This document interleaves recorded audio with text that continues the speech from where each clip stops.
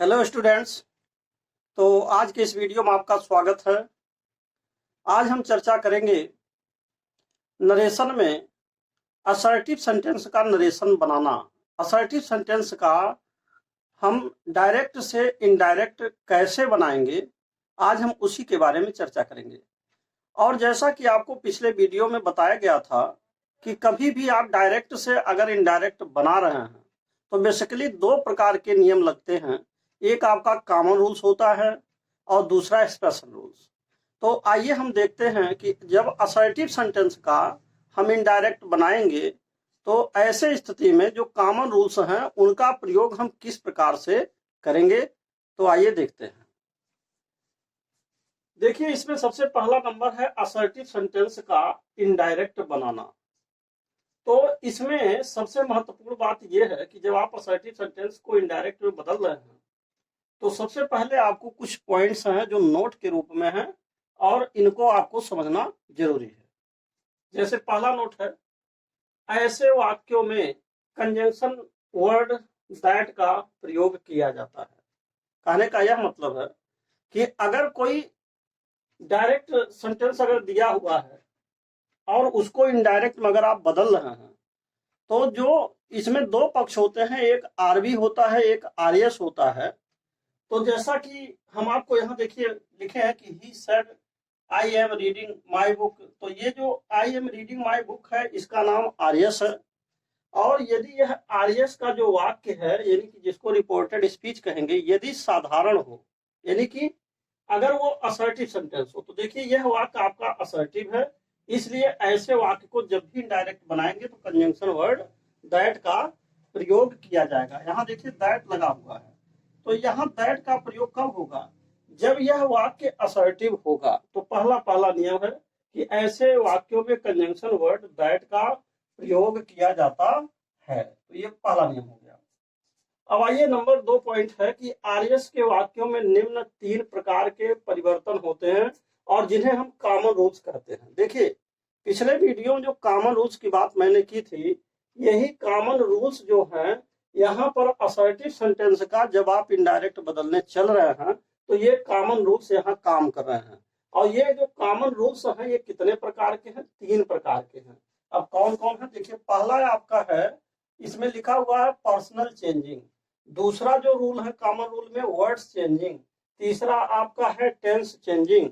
तो 3 तरह के परिवर्तन है, कर्ता परिवर्तन, शब्द परिवर्तन और जिसको हम समय या काल परिवर्तन हिंदी में कहेंगे। तो इस तरीके से यही 3 नियम ही कॉमन रूल्स कहलाते हैं। इन्हीं 3 नियमों को ही हम कॉमन रूल कहेंगे।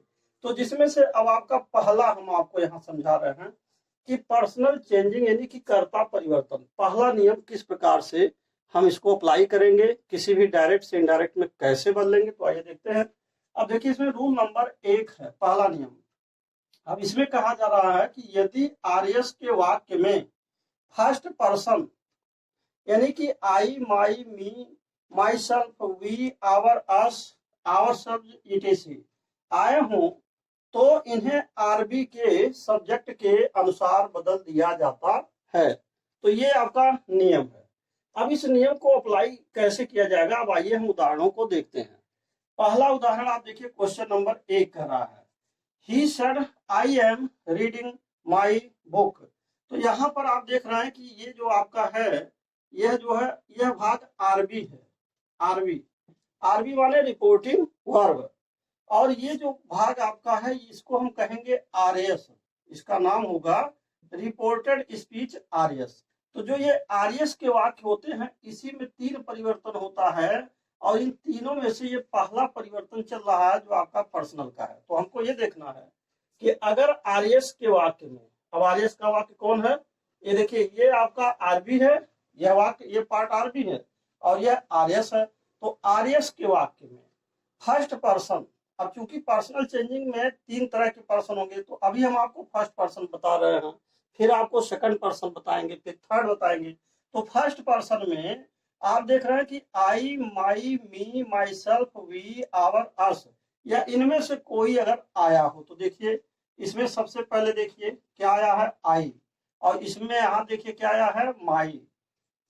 आरएस के वाक्य में यदि आर्यस के वाक्य में फर्स्ट पर्सन के सब्जेक्ट यानी कि जैसे I, my, me, myself, we, our, अस में से कोई आया, तो यहाँ दो लोग आए हैं आई और माई, इसमें से दो लोग आए हैं आई और माई, तो आप क्या करेंगे इनको, तब आए हो तो इन्हें आरबी के सब्जेक्ट के अनुसार बदल लिया जाता है। अब देखिए आरबी आपका यह है और आरबी का सब्जेक्ट आपका यहाँ पर पहले जो शब्द आया है ये आपका सब्जेक्ट है। देखिए आरबी में यह सब्जेक्ट है, आरएस में ये सब्जेक्ट है, ये आपका सब्जेक्ट है। तो हमको इसको और इसको दोनों को आरबी के सब्जेक्ट के अनुसार बदलना है, यानी कि हमको इसके अनुसार बदलना है। तो क्या करना है, इसको लेंगे और इसके बाद जो है इसको भी लेंगे और इन दोनों को इसी में ला करके मिला देंगे। अब देखिए आरएस में फर्स्ट पर्सन आई और माई आ गए हैं, इसमें से अगर कोई आएगा I, my, me, myself, we, our, us, our सब, ईटीसी, इनमें से कोई अगर आते हैं तो आप आरबी के सब्जेक्ट के अनुसार बदल देंगे। अब जैसे ही सेड लिखा है तो ही सेड यहाँ उतार दिया गया और कंजंक्शन यहाँ देखिए दैट लिखा गया। क्यों लिखा गया, पहले पहले नियम बताया गया, ऐसे वाक्य में कंजंक्शन वर्ड दैट लगाएंगे। अगर यह वाक्य असर्टिव है, यह वाक्य चूंकि असर्टिव है तो कंजंक्शन वर्ड आपको दैट लगाना है, तो यहाँ दैट लगा दिया गया। इसके बाद आई लिखा है तो आई अब यहाँ नहीं लिखा जाएगा, ये आई मिलेगा ही से। तो अब देखिए ये आरबी के सब्जेक्ट से, तो अगर ही है तो आप ही लिख देंगे, अगर यहाँ सी होता तो सी लिखा जाता, जो यहाँ सब्जेक्ट होता वही यहाँ लिख दिया जाता। इसके बाद देखिए आई एम रीडिंग लिखा है, प्रेजेंट कंटीन्यूअस टेंस है, ये पास्ट कंटीन्यूअस टेंस में बदल गया। ये बात आगे आपको समझाया जाएगा, यहाँ अभी नहीं समझा रहे हैं। अभी हमारा यहाँ केवल एक मुद्दा है और वह क्या है, पर्सनल चेंजिंग, यानी कि सब्जेक्ट के बारे में, जो पर्सनल है करता है उनके बारे में, यानी कि I, my, me, myself, we, our, अस, ये कैसे बदलता उसके बारे में। तो यहाँ देखिए आई को हमने बदल दिया ही के अनुसार ही लिखा गया और माई को हमने बदल दिया ही के अनुसार, तो यहाँ देखिए आपका हिज लिखा गया। ऐसा क्यों हुआ, आई जो है, आई का ये फर्स्ट है भाग है और आई का सेकंड भाग माई है, तो ही भी फर्स्ट भाग है, इसका सेकंड भाग हिज है। तो ये हम कैसे समझेंगे कि ये फर्स्ट है और ये आपका सेकंड है और ये आपका फर्स्ट है, ये सेकंड है। अब आइए यहाँ थोड़ा सा समझिए, यहाँ देखिए हमने दो चार्ट बनाए हुए हैं, इन दोनों ही चार्टों की जरूरत होगी। पहले हम चार्ट नंबर 1 को देखेंगे। देखिए यहाँ यह एक शब्द जो ये बना हुआ है, इसको अंग्रेजी में हम एक शब्द केस कह सकते हैं और हिंदी में इसको हम कारक कहते हैं, कारक। तो केस या कारक ये 7 प्रकार के होते हैं। पहला एनसी है, एनसी माने नॉमिनेटिव केस अंग्रेजी में, पीसी माने पजेसिव केस, ओसी माने ऑब्जेक्टिव केस, ये होता है। तो अब हिंदी में अगर देखा जाए तो इसे कर्ता कारक कहेंगे और इसे अधिकारक कहेंगे और इसको आप ऑब्जेक्टिव केस को कहेंगे कर्म कारक। तो इसमें देखना है आई है और दूसरे नंबर पर माई है, तो जब आई और माई दो लोग आए तो यह आई मिला किससे, ही से। तो जब ही से मिला तो पहले नंबर पर आई के स्थान पर ही है, दूसरे नंबर पर माई के स्थान पर हिज है। यही चीज यहाँ लिखा गया, ये नंबर 1 है, आई के स्थान पर ही लिख दिया गया नंबर 1 और 2 के स्थान पर ही का हिज होता है, इसीलिए लिखा गया। देखिए जब भी आप डायरेक्ट से इनडायरेक्ट बदलेंगे, यह बात हमेशा याद रहे कि यह जो चार्ट नंबर 1 है ये 01 और ये चार्ट नंबर 2 02, यह दोनों हमेशा ही चलेगा, ये हरदम इनकी जरूरत पड़ेगी। इसीलिए मैंने यहाँ चार्ट बना दिया है। इस चार्ट के बगैर आप डायरेक्ट से इनडायरेक्ट नहीं बदल सकते हैं, इसकी आवश्यकता हरदम पड़ेगी। तो यहाँ आपने ये देख लिया पहला जो एग्जाम्पल था। और सबसे बड़ी बात है कि रूल नंबर 1 में जैसे लिखा, यदि आदेश के वाक्य में फर्स्ट पर्सन के कर्ता आए हैं तो आरबी के इसे हम आरबी के सब्जेक्ट के अनुसार, यानी आरबी का जो सब्जेक्ट है इसी के अनुसार बदल देंगे।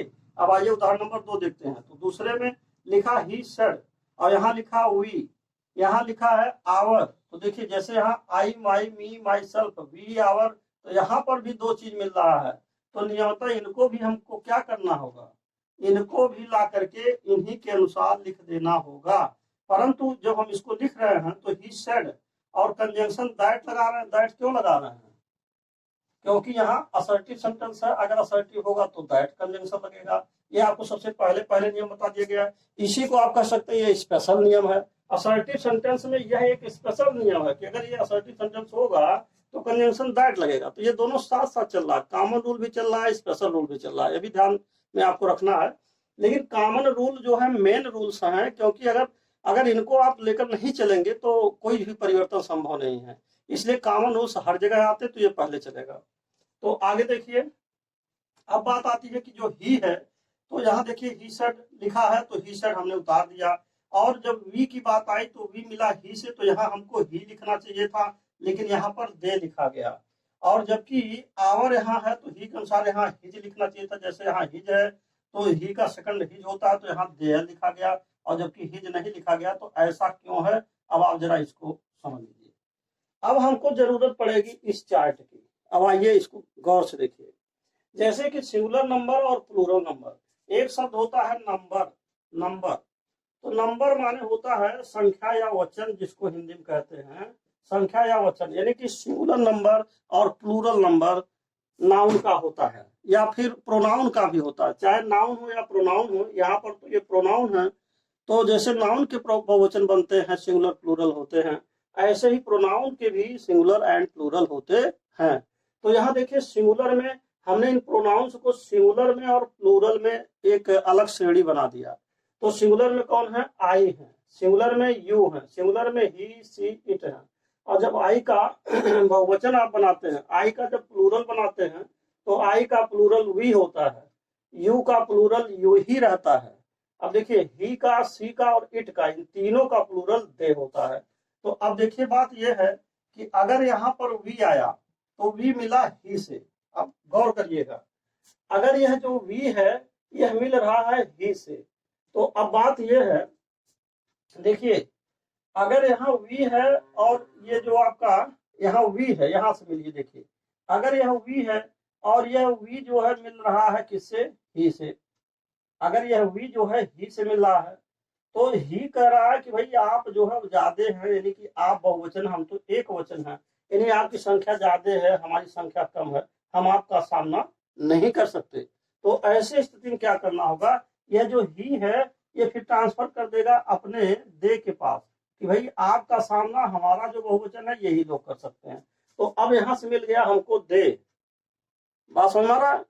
देखिए जैसे वी है, यह वी जो है मिला ही से, तो अगर वी मिल रहा है ही से तो ही एक वचन है और ये बहुवचन है।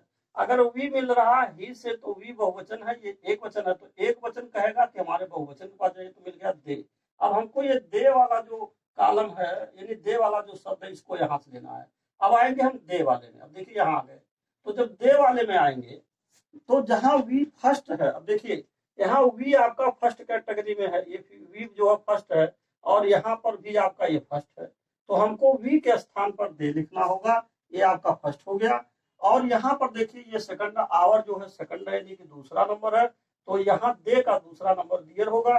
तो हमने यहाँ ही और हिज, जैसा कि यहाँ लिखा ही और हिज ना लिख करके यहाँ दे और देयर लिखा है। क्यों लिखा है? क्योंकि यहाँ पर जो आपका आई है, यह देखिए आई एक वचन है, सिंगुलर है, जबकि यह वी बहुवचन है, प्लूरल है। तो अगर सिंगुलर होगा आरएस में, तो सिंगुलर के अनुसार हमको इसका सपोर्टिंग लेना होगा, बदलना होगा आरबी के सब्जेक्ट के अनुसार ही। परंतु अगर सिंगुलर है तो सिंगुलर में बदलिए, और यदि आपका यह वाक्य अगर शब्द प्लूरल है तो आपको प्लूरल में बदलना होगा।